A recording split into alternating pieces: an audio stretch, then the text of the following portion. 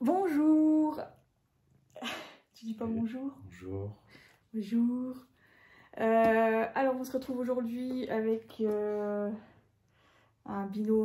autre binôme. Parce qu'on va faire une vidéo un petit peu différente d'habitude. Et on va parler livre aujourd'hui et le lecteur dans la famille. L'autre lecteur en fait c'est Corentin. Donc Corentin c'est mon fils. Moi c'est Julie, la Bic 88 sur les internets partout. Toi, tu veux le dire ou pas? La chenouf. Sur la chenouf, tout... Ouais. Sur tous mes réseaux. La chenouf sur tous ces réseaux, ça s'écrit comment? L-A-C-H-N-O-U-F. Ok. Ok. C'est drôle. Si, c'est drôle. C'est toi qui me fais rire. Et donc aujourd'hui, comme j'avais dit dans la dernière vidéo, je vais vous parler, enfin parce que lui aussi, on va vous parler d'un challenge littéraire qui est organisé par Vox Literaria sur les réseaux aussi, donc sur YouTube et sur Instagram aussi. Donc le challenge il s'appelle Avox Livre. À vos livres, mais à Vox Livre pour Vox Literaria. Et il court du 1er février jusqu'au 1er août 2025. Alors, ça consiste en 20 thèmes différents. Tu te moques de qui, Lucha? Non. Tu te moques de moi? Non. Bref, ça consiste, le challenge il consiste en 20 thèmes différents qui sont là. Et donc autant de livres à lire pendant 6 mois. Voilà, et donc là on est là pour vous présenter notre pile à lire en fonction des thèmes et on va voir si on s'y tient ou si ça changera ou si voilà. Donc voilà, on commence? Oui, on peut. Alors, on va commencer par le premier thème qui est Nous venons en paix. Donc, il s'agit de lire une œuvre avec des extraterrestres sur Terre. Donc, moi, j'ai choisi un Lovecraft avec la couleur... Venu d'ailleurs. Merci. Alors, je sais pas ce que ça raconte. Tu sais, toi, un petit peu? Ah oui, j'ai lu. Voilà. Ne raconte pas. Donc, un Lovecraft avec des extraterrestres sur Terre. À mon avis, on est bon. On est bon. C'est une couleur qui vient d'ailleurs, mais c'est tout, quoi. Oui, mais elle est extraterrestre, la couleur. On ne sait pas pour qu'elle vient d'une comète. C'est spoiler, ça, ou pas? Ok. Et ben, elle vient d'ailleurs, si elle vient d'une comète. Oui. Bon, on va dire que ça rentre dans le thème. Allez, hop. Toi? Moi, j'ai pris Lovecraft, où il y a 33 récits et 16 nouvelles, donc je pense qu'il y en a une qui rentrera dedans, et puis en fonction, je vais piocher dedans pour le thème. Ok. Tu peux mettre par terre, hein, ça ne craint pas grand-chose. Ou non, ça abîmerait ton livre. Oui. Ok. Donc, le deuxième thème, c'est Carte Avantage Senior. Il s'agit de lire une œuvre avec un personnage principal âgé d'au moins 60 ans. Alors, moi, j'ai... Qu'est-ce que j'ai mis? J'ai mis que ça. J'ai mis Le nom de la rose de Umberto Eco, mais en fait, il faudra que je le change parce que je l'ai lu, je l'ai terminé juste avant le... Challenge. Juste avant le début du challenge, donc il faudra que je trouve autre chose, mais pour le moment, j'ai pas. Enfin, si j'ai, mais c'est... Bref, on vous dira plus tard une autre fois quand on refera le point de là où on en est. Donc, Le nom de la rose, ça se passe début 14e, dans une abbaye. Et dans l'abbaye, il y a beaucoup de moines qui sont vieux. Et l'enquêteur, c'est Guillaume de Baskerville. Et il me semble qu'on dit au début du roman, quand il est présenté, qu'il a autour de 50, peut-être même 60 ans. Donc on va le considérer comme vieux. Voilà. Moi, du coup, j'ai la petite fille de Monsieur Lynn qui parle De Philippe Claudel. Qui parle d'un vieil homme vietnamien, on sait pas trop, d'un pays de là-bas qui a fait la guerre, enfin d'Indochine quoi, et qui quitte son pays avec sa petite fille pour venir aux États-Unis. Mais j'ai un peu la flemme de le relire parce que je l'ai lu il y a 2 ans. Et sinon, il y a le vieux qui lisait des romans d'amour de Luis Sepulveda. Et je sais pas de quoi ça parle, mais il y a le vieux qui... Il y a le vieux dans le titre. Donc... ça passe. Voilà.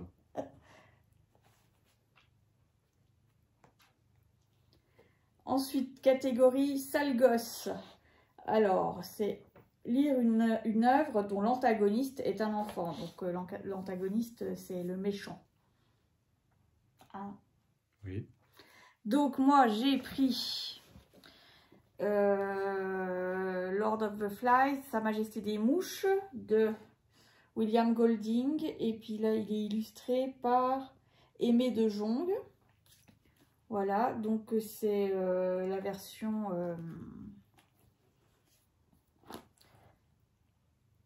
graphique, oui. Roman graphique. Oui. Version roman graphique du roman. Donc en fait, il s'agit d'une bande d'enfants livrés à eux-mêmes sur une île déserte. Et ça va partir grave en cacahuète. Voilà. Et moi, j'ai Rage de Stephen King, qui parle d'un ado qui fait une tuerie dans son établissement scolaire. Là, il prend sa classe en otage. Oui, il tue son prof. Oui, mais une tuerie, ça sous-entend, enfin ça implique Oui. plus qu'un mort. Ouais. Là, je sais pas s'il y en a qu'un seul, mais il me semble que... Enfin, je sais plus, ça fait longtemps que j'ai lu. Mais bref, Rage de Stephen King, que vous aurez peut-être du mal à trouver parce qu'il n'est plus édité nulle part, par personne.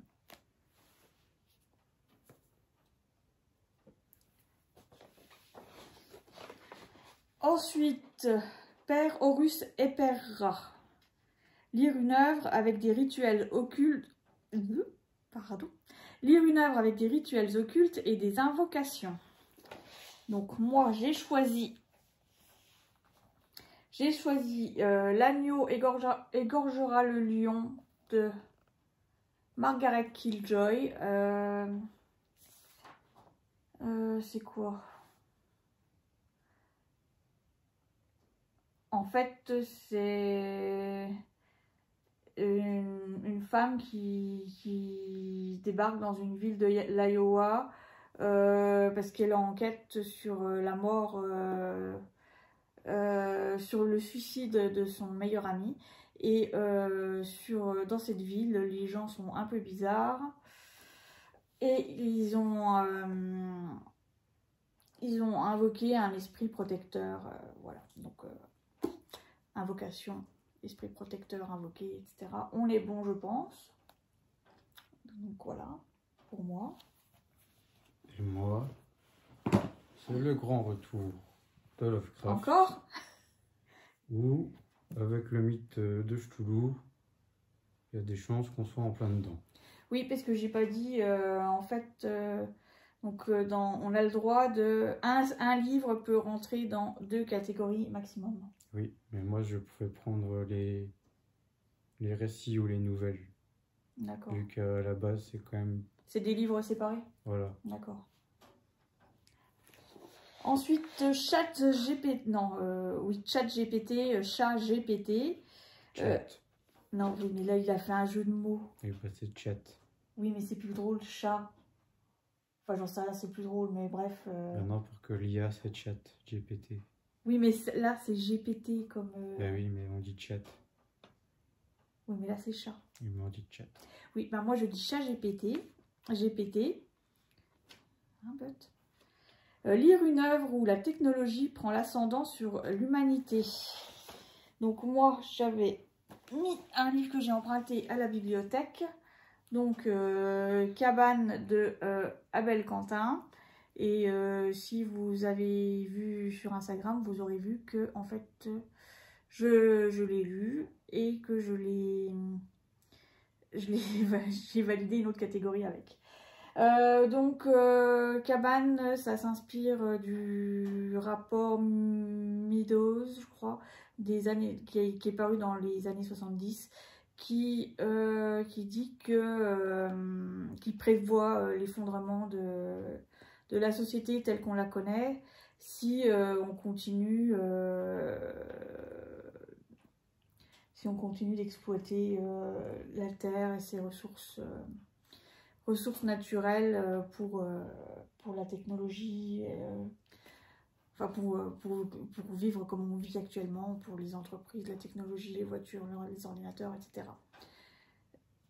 Donc, si on dépend de la... Enfin, c'était quoi le thème? La technologie prend l'ascendant sur l'humanité. C'est compliqué, hein.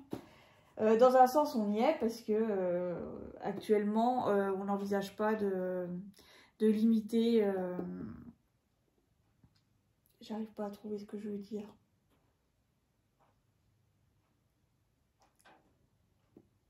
Enfin, si c'est, on est en plein dedans, quoi, où il faudrait faire des économies d'énergie, etc.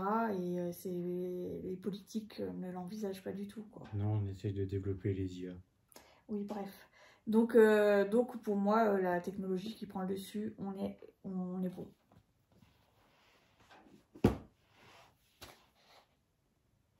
T'as rien? Non, j'ai rien. J'ai pensé aux comics Terminator, qu'on n'a pas. C'est un comics Terminator? Et ils en ont fait des comics. D'accord. Sinon, je peux lire la jaquette du jeu vidéo Terminator, mais j'ai pas non plus. Oui, t'as le droit de lire une jaquette, hein, parce qu'on peut lire tout et n'importe quoi, même des notices de médicaments et tout. Et tout, ça passe, on a le droit. Je sais, mais j'ai pas le jeu. Ah, c'est bête. Et sinon, je sais pas si Westworld... Eh ben, on n'a pas... Ah non, on n'a pas les DVD, parce que j'allais dire, tu peux lire le résumé des DVD. Mais... Oui. Mais on n'a pas les DVD. Sinon, Westworld, je sais pas... Westworld, je sais plus. Westworld, je crois. Mais je sais plus si c'est un livre à la base. Je sais de pas. La série éponyme. J'en sais rien. Que j'ai pas vu non plus. Donc on est bon, là? Oui, parce que j'ai rien. Bah, t'as des idées? Oui, j'ai des idées. Bah, c'est déjà ça. Alors, après, on est sur On se connaît, lire une œuvre de double identité ou de vie cachée. Donc, moi, j'ai mis un livre et j'ai pensé à un autre. Donc, j'ai... c'est compliqué, hein. Le cartographe des Indes boréales d'Olivier Truc qui raconte... C'est Olivier le prénom? Oui. Qui raconte quoi? En fait, c'est les Isco qui devient un espion pour Richelieu. Et donc, espion dit double vie. Voilà. Et l'histoire, c'est quoi? Ça se passe par Richelieu. Et donc, du coup, il va un peu découvrir... Enfin, bref. Si vous voulez le résumer, c'est... Il faudra chercher derrière. Il faudra chercher sur Internet, quoi. Et puis, sinon, j'avais pensé à... J'ai retrouvé dans ma bibliothèque après... Erik Larson, le diable dans la ville blanche. Donc là, ça se passe à l'occasion de l'exposition universelle de 1893 à Chicago. Et lors de cette exposition, il y a ils vont construire une sorte de ville, une cité de rêve qui s'appellera la ville blanche. Et il y a un certain H.H. Holmes qui est médecin, qui va profiter de la construction de cette ville pour kidnapper des personnes et c'est un vrai gars en plus. Et les faire disparaître. Et c'est une histoire vraie. Bah oui. C'est le gars qui a fait un hôtel qui a enlevé... H. Larson. Voilà. Il est médecin. Oui, je l'ai dit qu'il était médecin. Et donc oui, c'est une histoire vraie. Donc c'est un polar historique basé sur des faits réels. C'est bon? C'est bon pour moi. Et moi, je vais Alex de Pierre Lemaitre, que j'ai déjà lu. Et ça parle d'une double identité ou de vie cachée et puis tout. Mais je peux en dire un peu plus parce que c'est du spoil. Mais en gros, c'est une meuf qui se fait enlever, séquestrée et quand l'inspecteur commandant Verhoeven arrive sur le lieu du crime, la meuf a disparu. Et voilà. Ok, suivant. Oui. Alors, suivant, on est sur l'élu. Lire une œuvre d'un auteur qui n'a publié qu'une seule œuvre. Donc là, j'ai triché. Et c'est Corentin qui m'a aidé parce que non, bah, je dis pas parce que c'est toi qui a pris l'idée après. C'était mon idée.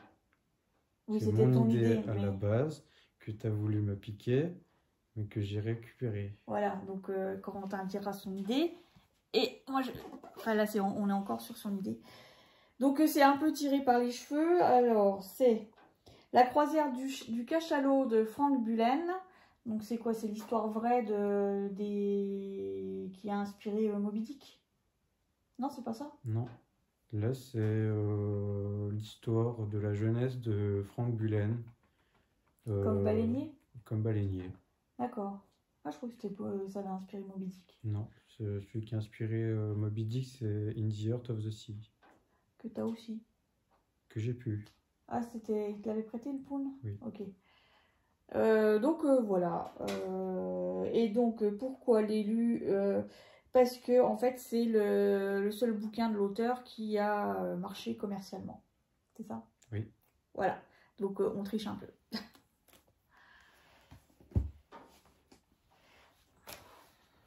Et du coup pour moi c'est le portrait de Dorian Gray d'Oscar Wilde. C'est un peu de la triche aussi, parce que en soi, c'est pas sa seule œuvre, mais c'est son seul roman qu'il a publié, parce que le reste, c'est des pièces de théâtre. On est des gros tricheurs. Et pour la petite anecdote, c'était un défi qu'il avait lancé avec Arthur Conan Doyle. Ah ouais? Oui. C'était quoi le pari? Celui qui arrivait à faire le roman le plus sombre, entre guillemets. D'accord, donc lui il a écrit ça et... Et lui, Conan Doyle, il a écrit Sherlock Holmes. Ok. Rigolo. Ensuite, source inconnue. Lire une œuvre dont le personnage principal a un passé trouble ou mystérieux. Donc moi j'ai pris Rebecca de Daphné du Maurier. Donc ici il est en version originale.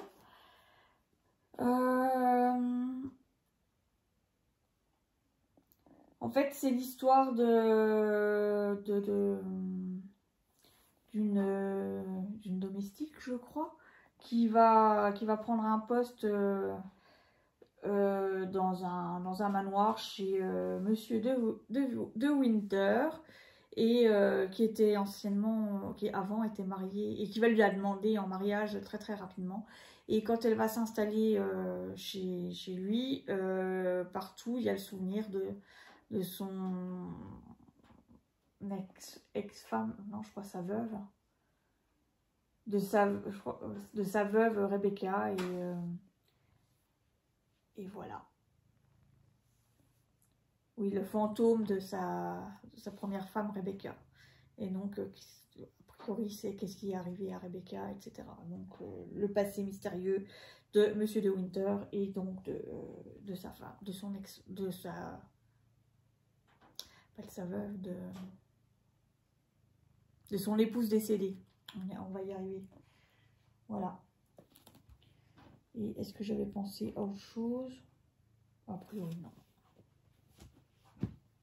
Et moi, j'ai pris, que j'ai déjà vu, Sacrifice de Pierre Lemaître, qui parle d'un braquage qui est un peu mal tourné. Parce que la nouvelle compagne de l'inspecteur d'Alex, justement, du livre Alex, Verhoeven. Oui, Verhoeven, a été laissée pour morte. Et ça parle c'est où ça? C'est Source Inconnue, c'est en haut là. Oui. C'est qui parle d'un des personnages. Voilà, il y a deux personnages principaux. Poe, qui ont un passé un peu, on sait pas trop, mais j'ai pas envie de dire trop non plus parce que c'est du spoil. Ensuite, Destination ailleurs. Lire une œuvre d'un auteur issu d'un pays ou d'une culture que tu ne connais pas ou peu. Alors moi, j'ai choisi Azteca de Gary Jennings. Ça se passe au Mexique en 1529 et c'est la civilisation aztèque en fait, dont je ne connais pas grand chose. Donc c'est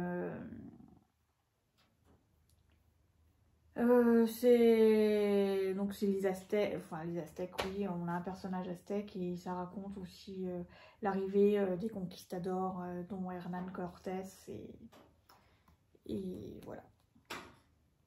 Je reste vague, exprès. Donc on est en pareil, une bonne pavasse. Et moi j'ai pris Métro 2033 de Dimitri Glukovski,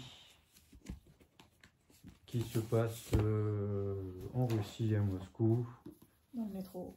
Dans le métro, après qu'une guerre a décimé la planète. Et à vrai dire, la Russie, à part vaguement les tsars et l'URSS, j'y connais pas grand-chose. Et j'avais pensé à un autre bouquin que j'ai lu il y a un petit moment, donc Un peu de respect, je suis ta mère de Hernan Cachiari, qui est un auteur argentin. Donc c'est l'histoire d'une famille complètement foldingo, complètement loufdingue et qui vit en Argentine. Et à l'époque j'avais trouvé ça super intéressant parce que ça évoquait des choses qu'on ne connaît pas de l'Argentine, dont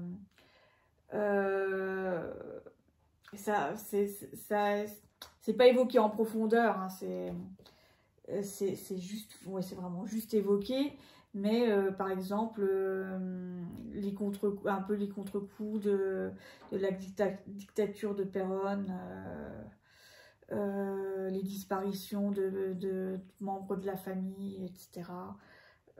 Sous la dictature. Et j'avais bien aimé, c'était rigolo entre guillemets. Enfin, c'était un ton bien caustique et ça m'avait bien plu. Donc, si jamais.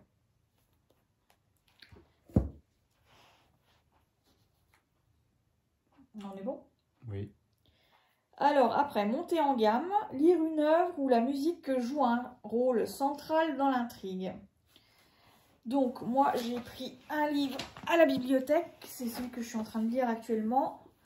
Donc, c'est Requiem pour une Apache de Gilles Marchand. Et la musique joue un rôle dans l'intrigue. En fait, le personnage... Enfin... Alors, le narrateur est un ancien chanteur devenu has-been. Et il raconte l'histoire de Jolene. Et donc Jolene, c'est pas son vrai nom, il la surnomme comme ça parce que dès qu'elle rentre dans le bar où ils se retrouvent tous, elle va au jukebox et elle met la chanson Jolene de Dolly Parton. Donc pour la musique, on est bon.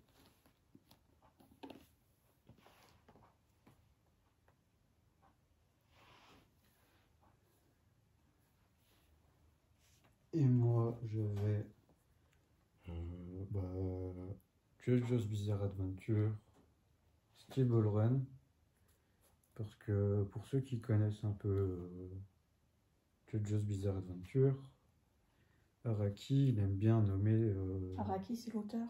Oui, Hirohiko Araki.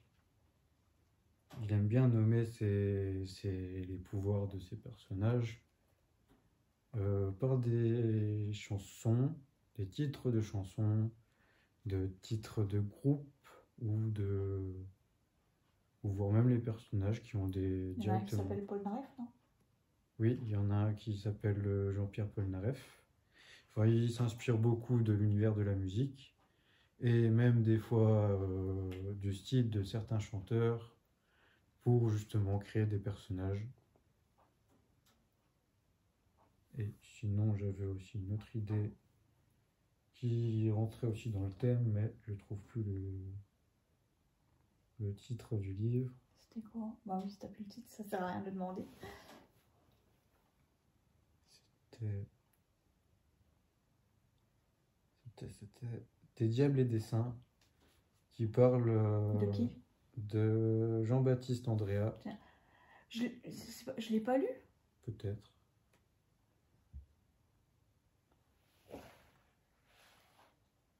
Qui parle de quoi? D'un pianiste. Je l'ai lu. Qui joue dans les gares, justement pour un jour peut-être retrouver son amoureuse de jeunesse. Et il joue tellement bien que les gens lui demandent pourquoi il ne ferait pas des concerts et des opéras, etc. etc. Et pendant à peu près tout le long du livre, il raconte ses souvenirs d'enfance où il jouait pas mal de piano. C'est dans celui-là qu'il était accordeur, tu l'as lu? Oui, je l'ai lu. Il accordait des pianos ou c'est un autre? Là, il accordait pas les pianos, il jouait, puis il jouait vraiment bien. Donc je confonds avec, parce que j'ai lu un livre aussi où sa sœur, elle joue du piano. C'est celui-là ou pas? Non, pour que sa sœur, elle est morte. Dans un accident d'avion? Oui. Alors je crois que je confonds. Je dois confondre. Ensuite, c'est bon? Oui, c'est bon. La 4e dimension. Lire une œuvre avec un voyage temporel ou une réalité alternative. Alors moi, j'ai pensé à La course aux moutons sauvages d'Haruki Murakami. parce que celui-là, je l'ai pas lu, je l'ai pas encore lu, je sais pas exactement de quoi il parle, mais souvent dans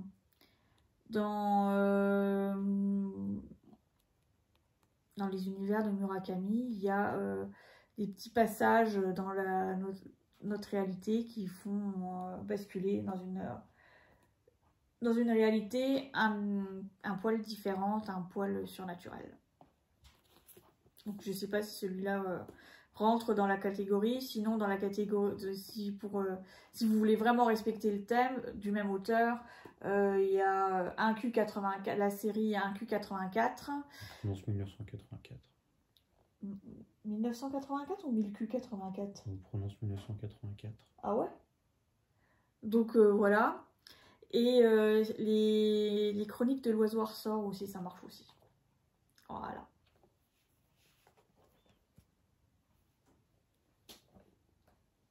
Et moi j'ai rien, mais j'ai des idées. Il y en a un qui est rangé quelque part, mais je ne sais plus le titre, ni le nom de l'auteur. Ça parle de quoi, tu sais au moins? Celui que tu m'avais dit là, que tu as dit que c'était pas, ça se lisait mais que c'était pas ouf. Alors de quoi j'y parlais? C'était des chercheurs qui avaient découvert le voyage dans le temps et puis tout.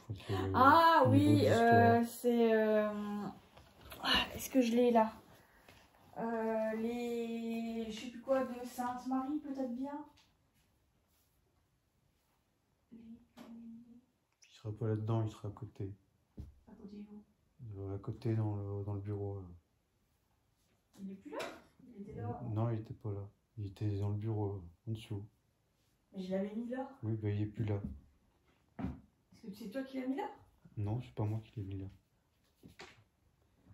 Non, mais moi je sais où il est, c'est pas grave. Ou sinon, moi j'avais pensé, il y avait les Time Raiders qui clairement parlent de voyage dans le temps. Le premier tome, c'est un monde où l'Allemagne nazie aurait gagné la Seconde Guerre mondiale. Et le tome 2, ça se passe pendant l'ère Jurassique. c'est ça. Time Riders de Alex Caro. Et sinon, c'est les Chroniques de Sainte-Marie, mais j'ai pu... Donc, ouais, les Chroniques de Sainte-Marie, mais j'ai plus l'auteur ou l'autrice. Jodie Taylor. Les Chroniques de Sainte-Marie de Jodie Taylor. Donc, en fait, ça raconte l'histoire de scientifiques qui découvrent comment voyager dans le temps. Et donc, ils voyagent dans le temps pour aller observer, juste en tant qu'observateur, certains grands événements de l'histoire. Et ça part en sucette, ça dégénère, il arrive des catastrophes, mais j'ai pas trouvé ça ouf. Parce que en fait, on est censé être sur des personnages qui ont des doctorats, donc ils ont un certain âge, mais ils se comportent comme des gamins de 15 ans. Enfin, le côté historique, il n'est pas abouti du tout. C'est pas le but non plus, mais il est vraiment pas abouti. Il n'est pas creusé, donc moi j'ai pas vraiment aimé. Donc voilà. Sinon, il y a encore qui rentre dans le thème les comics de Terminator.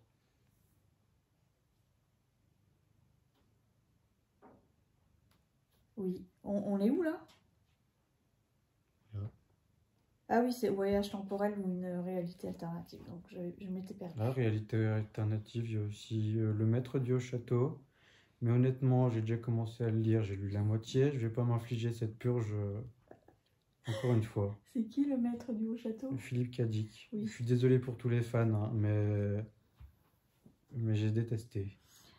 Pareil, j'ai pas terminé. Et toi non plus, mais pourtant t'étais presque à la fin, toi. J'ai lu la moitié, je ne pouvais plus. Ensuite, on est bon? Oui, on est bon. Vers l'infini et au-delà. Lire une œuvre dont l'intrigue se passe sur une autre planète. Donc, là, je ne me suis pas cassé la tête. Hein. Dune 3, parce que j'en suis... c'est là que j'en suis. Voilà, de Frank Herbert. Donc, ça se passe sur une autre planète. Et moi, je suis dans l'originalité, parce que c'est Dune aussi, mais le tome 1. Parce que ça se passe sur une autre planète. On est encore une fois sur une bonne pavasse. Ensuite, Somewhere Over the Rainbow. Lire une œuvre LGBTQIA+. Donc, moi, j'ai choisi le portrait de Dorian Gray d'Oscar Wilde parce que Oscar Wilde, il était gay, homosexuel. Voilà. C'est tout. Et moi, j'ai Blackwater 4 de Michael McDowell. Parce que apparemment, il y a un personnage qui est lesbien. Et l'auteur. Et l'auteur était homosexuel aussi. Il est mort du sida. Ça me rappelle un chanteur. Tac. Sinon, Corentin il m'avait aussi suggéré Le garçon qui ne souriait plus de David Brie, mais que j'ai pas, qu'il faudrait emprunter à la bibliothèque. Et je ne sais pas de quoi ça parle. D'un garçon qui est homosexuel et qui se retrouve sur une île à Paris avec des gens qui ont des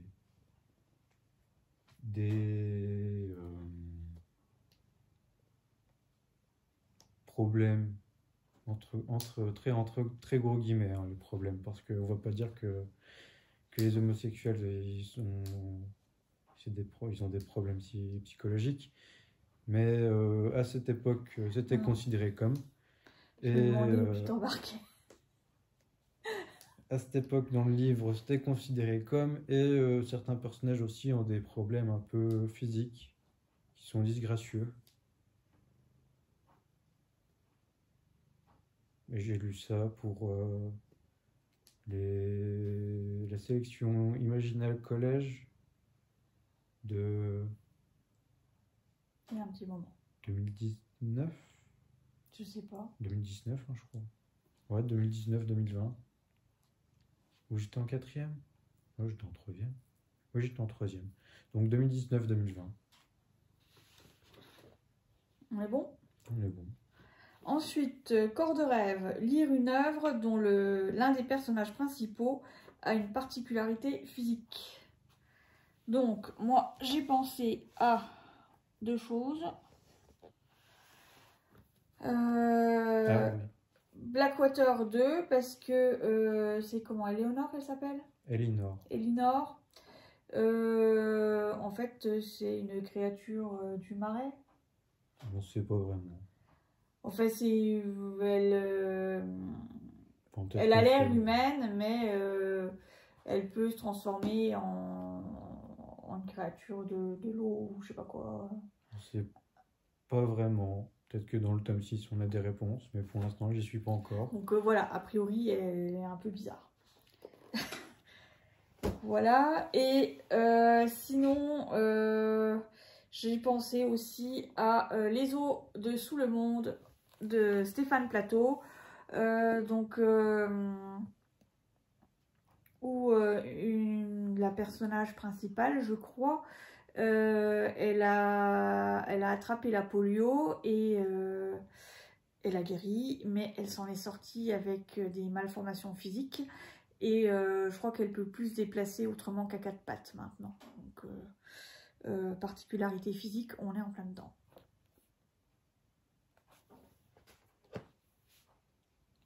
C'est de la fantaisie. Et moi, on est dans un peu du tiré par les cheveux. La servante écarlate de Margaret Atwood, il n'y a pas de R. Parce que la servante écarlate, bah, c'est une meuf. Enfin, c'est dans un monde où les femmes ne peuvent... Un monde dystopique. Dystopique, où les femmes ne peuvent plus tomber enceintes, sauf certaines femmes qui sont des servantes écarlates. Et c'est les seules qui peuvent tomber enceintes et avoir des enfants. Donc... c'est la particularité physique. C'est la particularité physique, un peu capillotractée, mais pour moi, ça rentre dedans. T'as trouvé quelque chose sur la catégorie d'après? Non. Alors, après, à travers les âges, lire une œuvre d'un auteur né la même année que toi. Donc, il n'est pas tout à fait né la même année que moi. C'est Connemara de Nicolas Mathieu. Donc, Nicolas Mathieu, il est né en 78, je suis née en 79. Donc, à un an près, on va dire que ça le fait. Et il est vosgien et on était au lycée en même temps, dans le même lycée. Voilà, donc ça fait la blague, je trouve. Toi, t'as rien? Bah, je pense potentiellement un truc, mais bon... Tu veux pas en faire de la pub? Je veux pas en faire de la pub. Je l'ai déjà lu parce que bah, c'était un cadeau d'Aniv. Et bon, c'est très méchant ce que je vais dire, mais j'ai pas envie de me réinfliger cette purge. Parce que... T'as pas aimé. J'ai pas aimé. C'était pas bon, quoi. C'était très mal écrit, on comprenait pas grand chose. C'était pas intéressant non plus. Enfin, voilà quoi. Donc, voilà. Et ensuite, on est sur... On est bon là? Oui. Pas un rond. Donc là, c'est lire une œuvre tombée dans le domaine public. Donc moi, j'ai choisi Dracula de Bram Stoker. J'en dis pas plus parce que qui ne connaît pas Dracula?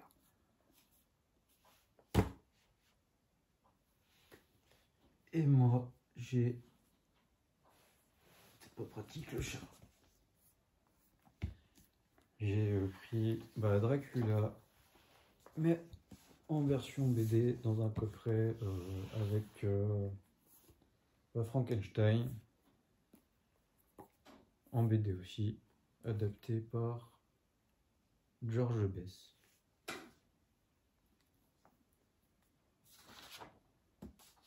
Et petit saut en arrière, la catégorie corps de rêve, je recommande plus. Souviens-toi des monstres de Jean-Luc Daciano. Donc corps de rêve parce que les personnages principaux sont siamois. Voilà. Donc méga coup de cœur de l'année dernière, l'année d'avant, l'année dernière. Donc celui-là, allez-y. Suivant. Donc là voilà, on repart dans le bon sens. Les tripalaires, lire une œuvre objectivement gore. Donc objectivement gore parce que en fait le curseur de la goritude en fonction de chaque personne, il peut être placé différemment, plus ou moins haut en fonction de personnes qui sont plus ou moins sensibles. De sa sensibilité, quoi. Voilà, c'est ça. Donc a priori, je suis pas hyper sensible. Donc, donc moi, j'ai pensé à... Alors, donc on est sur le comics The Boys de Garth Ennis et Darick Robertson. Donc ici, c'est le tome 3. On a encore le tome 4. Et il est un tout petit peu corné, il supporte pas ça. Donc, The Boys, ça parle d'un univers... Ah, il peut marcher dans les univers parallèles aussi, celui-là. Ça on est dans un univers un peu presque comme le nôtre, il y a juste des petites bricoles qui changent. Un univers parallèle. Bref. Où les super-héros, en fait, ce sont des produits marketing qui sont, dont l'image est protégée par une grande multinationale. Et ces super-héros, en fait, c'est les pires fils de pipe. Ils pensent qu'à l'argent, c'est des dépravés sexuels, ils sont tous plus tordus que les uns que les autres. Et ils sont 4, 5. C'est quoi? Les boys, ils sont combien? 5. 5 qui veulent les... Ils sont là. Oui. Qui veulent les empêcher de nuire, en fait. Et on est sur du gore, parce que c'est bien. Les dessins sont bien gore.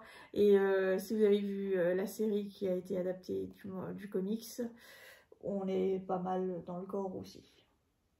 Pour l'instant, je trouve que la série est légèrement plus graphique que le comics. C'est-à-dire, c'est plus gore la série?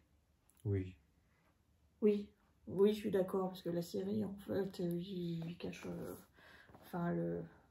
après, le comics, c'est... Il y a des scènes qui sont pas mal dégueulasses, mais par rapport à la série, c'est quand même assez soft. Mais après, la série prend pas mal de liberté par rapport au comics. Hop, voilà. Et aussi, j'avais Mangez-le si vous voulez de Jean Telet, qui est inspiré d'une histoire vraie. Ça se passe le 16 août 1870. Et Alain de Monéis, c'est un jeune dans un village du Périgord. Il va se retrouver pourchassé, tabassé, torturé, brûlé et mangé. Voilà, donc si vous voulez du gore, je pense qu'on est bien, surtout sachant que c'est une histoire vraie.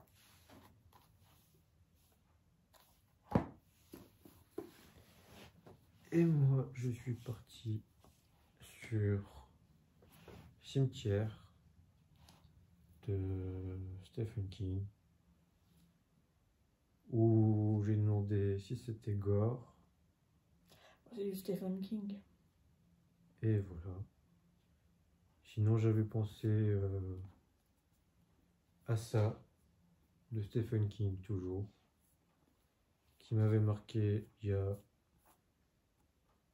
4 ans maintenant, et que j'ai bien cru que je n'allais pas finir parce que les détails étaient... Enfin, ça me dérangeait trop. Mais maintenant, je pense que ça me dérangerait moins. Suivant. Oui. Ensuite, catégorie Highway to Hell. Donc, il s'agit de lire une œuvre dont l'intrigue se déroule dans un espace en mouvement, voiture, train, bateau, avion, etc. Donc, ici, j'ai choisi, il est où? Alors, j'ai 2 bouquins, un poil capillotracté, non, celui-là peut-être un peu moins. The Wedger, les disparus, en français c'est les disparus du Wedger, de David Gran. Donc c'est pareil, c'est une histoire vraie et ça raconte, on est en 1742 et ça raconte l'histoire du Wedger et de ses passagers, enfin pas ses passagers, son équipage qui... donc le Wedger c'est un bateau, hein, qui va s'échouer et une partie de l'équipage est sauvée ils vont raconter une histoire et plus tard, une autre partie de l'équipage arrive, rentre et raconte une histoire totalement différente. Voilà.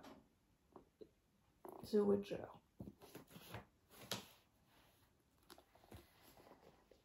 Et j'avais pensé aussi à là un poil plus tiré par les cheveux, donc Terreur de Dan Simmons. Donc là, le Terreur, ça raconte l'histoire, c'est basé sur des faits réels.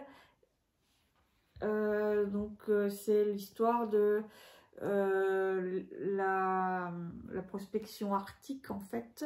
Donc les deux bateaux, on a le Terreur et les Rébus qui partent dans le Grand Nord, l'océan Arctique, à la recherche du passage du nord-ouest.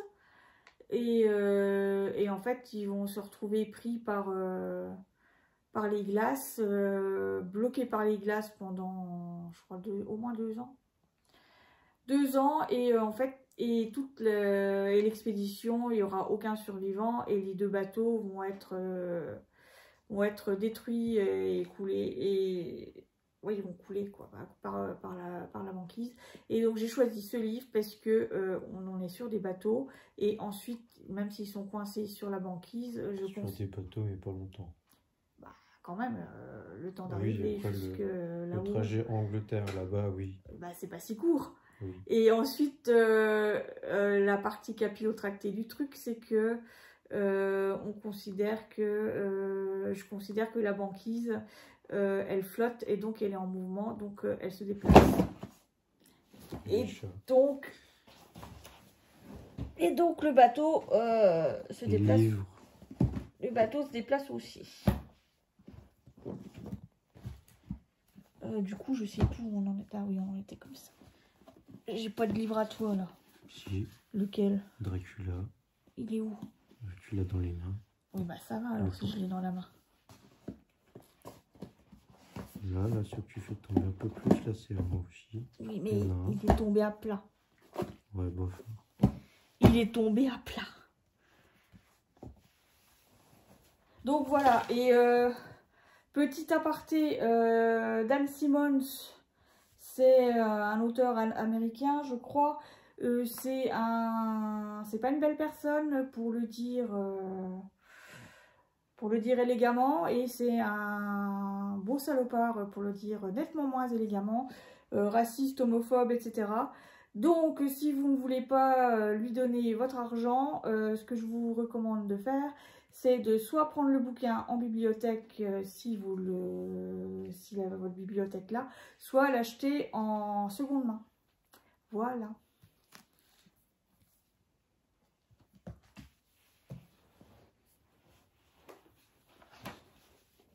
C'est toujours pas pratique le chat.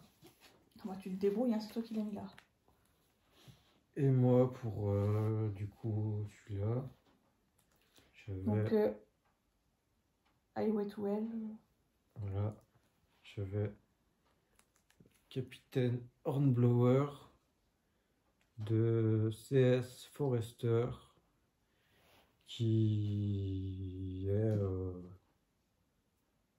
un capitaine. Ça se passe quand? À l'époque de Napoléon? Oui, c'est ça, Trafalgar. Voilà, qui se passe sur des bateaux de guerre. Et voilà, et puis il y a des... Enfin, ça se passe sur un bateau naval.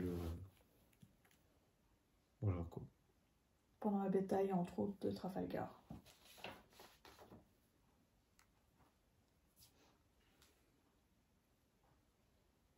Ah, tu l'avais dans Anti-Héros aussi, enfin, on verra après. Oui. Ensuite... Ah, attends, petit retour en arrière. Les tripalaires. Oui, c'est hyper pas organisé. Les tripalaires aussi. Les quoi? Les triques. Non, les tripes. Les tripes à l'air. Donc, j'ai le manga Gyo de Junji Ito. Gyo de Junji Ito. Junji. Oh, de Junji Ito. Donc c'est le... j'ai Spiral aussi qui est quelque part là-bas. Qui est le maître... c'est le Stephen King japonais. Dans le genre manga. Voilà. Donc dans les tripalaires gore. Sinon, on est bon? Oui. Alors maintenant, on passe à la catégorie savant fou. Lire une œuvre où il est question d'une expérience qui tourne mal. T'as quoi, toi? Alors moi, j'avais... Du coup, cette fois-ci, la BD Frankenstein. Toujours illustré par Georges Besse. Et bah, l'auteur, c'est Mary Shelley. Shelley, je sais pas comment on prononce. Non, c'est Shelley. Je sais pas. D'ailleurs, Frankenstein, il a été publié pour la première fois en français. Parce qu'il l'a écrit en Suisse. Et sinon, celui que je pensais vraiment lire pour le thème là, c'était Jurassic Park. Je pense que pas besoin de faire un résumé pour que tout le monde connaisse le film, voire les films. Parce que du coup, en termes d'expérience qui tourne mal, on est plutôt pas mal. On fait encore un retour en arrière ou pas? On peut. De toute façon, on n'est plus à ça près. Bon, alors, encore un petit retour en arrière. C'était la catégorie... Univers parallèle, vers l'infini et l'au-delà. Voilà, non, donc... c'est la 4e dimension. Voilà, la 4e dimension, voyage dans le temps ou une réalité alternative. Donc on a de Stephen King le 22 novembre 1963 sur l'assassinat de JFK. Voilà.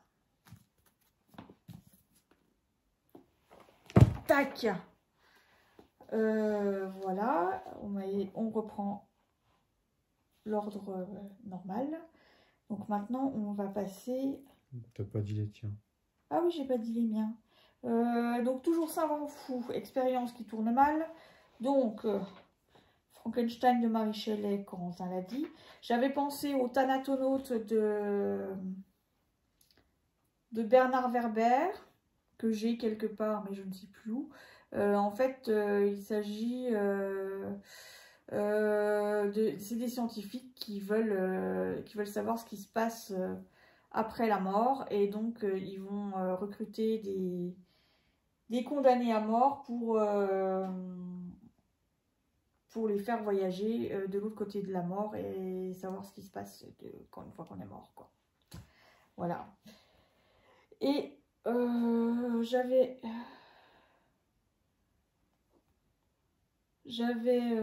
pensé à La ferme des animaux de George Orwell.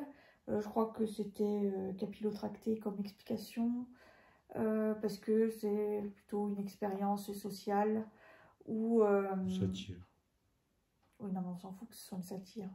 Enfin oui, c'est une satire, mais c'est le côté expérience qui nous intéresse là, pas le côté satire. Oui. Où en fait, on est dans une ferme. Et dans cette ferme, les animaux décident que tout ce qui a 2 jambes, c'est les ennemis.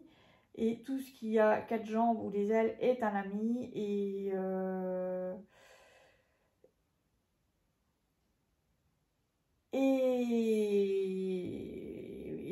normalement, tous les animaux sont censés être sur un pied d'égalité. Mais en fait, ils sont tous sur un pied d'égalité, sauf... tous les animaux sont égaux, mais mais il y en a qui le sont plus que d'autres. Voilà, donc expérience sociale qui part d'une bonne intention, mais qui finalement tourne a priori mal. Et j'avais pensé aussi à non, on n'est pas là. Non, pourquoi je le trouve... Oui, je le trouve pas parce que je l'ai pas noté. Dans le jardin de la bête de Erik Larson, donc le même que dans La Ville Blanche. Donc là, En fait, c'est la montée du nazisme, l'arrivée d'Adolf Hitler au pouvoir. Et je l'ai mis dans cette catégorie parce que je considère que c'est un petit peu politiquement pas correct. Je considère que le nazisme est une expérience qui a mal tourné.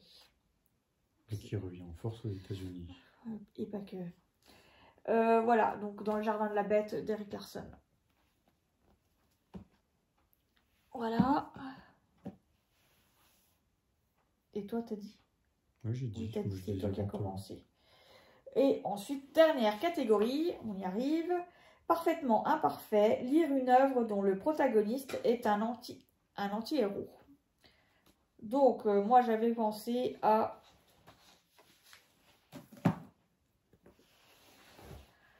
Le diable tout le temps de Donald Ray Pollock. Donc,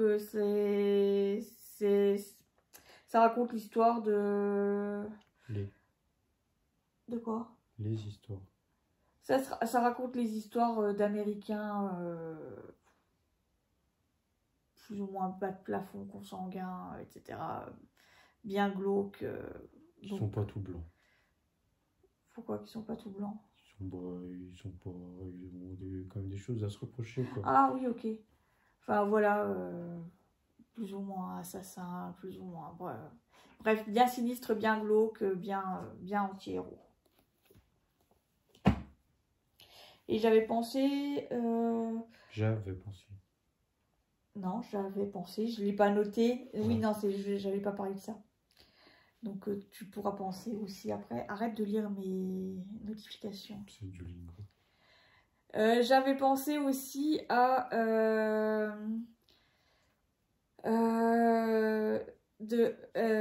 je vais y arriver. De Elroy James, et c'est American Tabloid.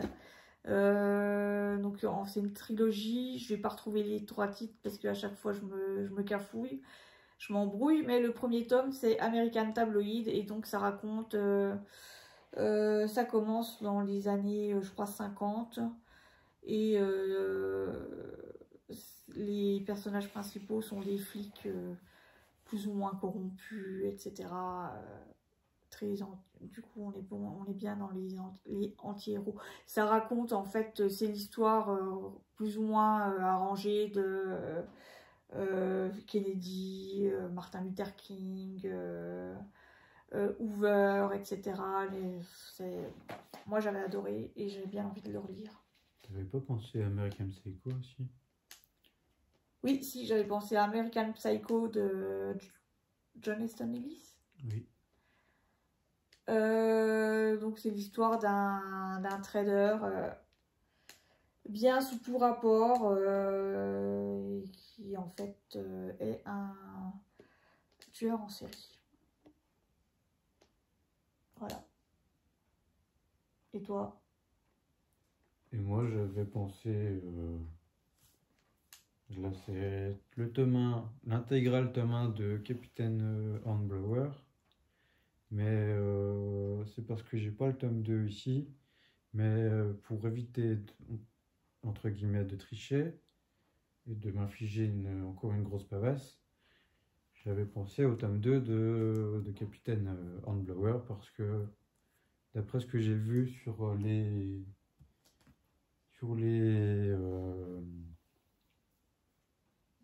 titres Babelio, ça disait que c'était un anti-héros. Et puis Berserk. Mais là, c'est pas moi qui vais les lire parce que je les ai tous lus. Mais honnêtement... Donc le manga, c'est un manga, Berserk, c'est un manga de... Dark Fantasy. Et l'auteur Kentaro Miura, qui est malheureusement décédé en 2021. Mais on a repris la suite en 2024.